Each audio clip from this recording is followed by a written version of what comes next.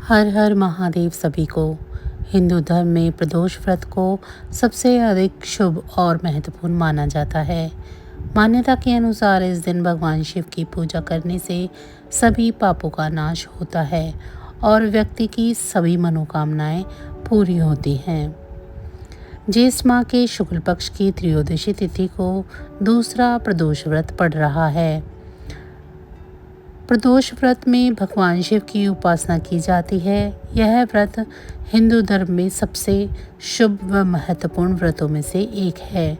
हिंदू पंचांग के अनुसार प्रदोष व्रत चंद्रमास के 13वें दिन यानी कि त्रयोदशी पर रखा जाता है। माना जाता है कि प्रदोष के दिन भगवान शिव की पूजा करने से व्यक्ति के पाप धुल जाते हैं और उसे मोक्ष की प्राप्ति होती है। प्रदोष व्रत में व्रत कथा का पाठ अवश्य करना चाहिए। प्रदोष व्रत कथा का पाठ करने से भगवान शंकर की विशेष कृपा प्राप्त होती है और भोलेनाथ की कृपा से सभी मनोकामनाएं पूरी हो जाती हैं। प्रदोष व्रत भोले शंकर को ही समर्पित होता है। हिंदू धर्म में प्रदोष व्रत का बहुत अधिक महत्व होता है। साल में कुल 24 प्रदोष व्रत पड़ते हैं। इस समय आषाढ़ मास चल रहा है।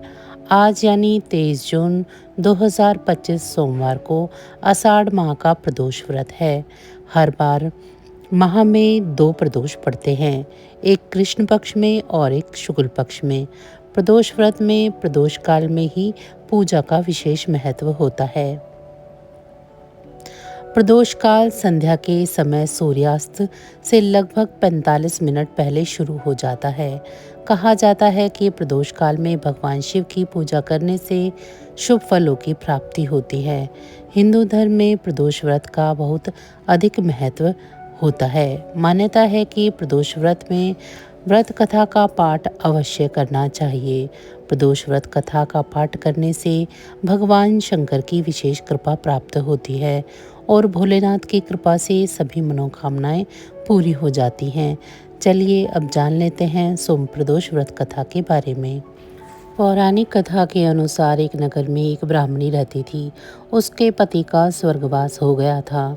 उसका अब कोई सहारा नहीं था, इसीलिए वह सुबह होते ही अपने पुत्र के साथ भीख मांगने के लिए निकल पड़ती थी। वह खुद का और अपने पुत्र का पेट पालती थी। एक दिन ब्राह्मणी घर लौट रही थी तो उसे एक लड़का घायल अवस्था में कराहता हुआ मिला। ब्राह्मणी दयावश उसे अपने घर ले आई। वह लड़का विदर्भ का राजकुमार था। शत्रु सैनिकों ने उसके राज्य पर आक्रमण कर उसके पिता को बंदी बना लिया था और राज्य पर भी नियंत्रण कर लिया था। इसीलिए वह मारा मारा फिर रहा था। राजकुमार ब्राह्मण पुत्र के साथ ब्राह्मणी के घर रहने लगा। एक दिन अंशुमति नामक एक गंधर्व कन्या ने राजकुमार को देखा तो वह उस पर मोहित हो गई। अगले दिन अंशुमति अपने माता पिता को राजकुमार से मिलाने लाई। उन्हें भी राजकुमार पसंद आ गया। कुछ दिनों के बाद अंशुमति के माता पिता को भगवान शंकर ने स्वप्न में आदेश दिया कि राजकुमार और अंशुमति का विवाह करा दिया जाए। उन्होंने वैसा ही किया। ब्राह्मणी प्रदोष व्रत करने के साथ ही भगवान शंकर की पूजा पाठ किया करती थी।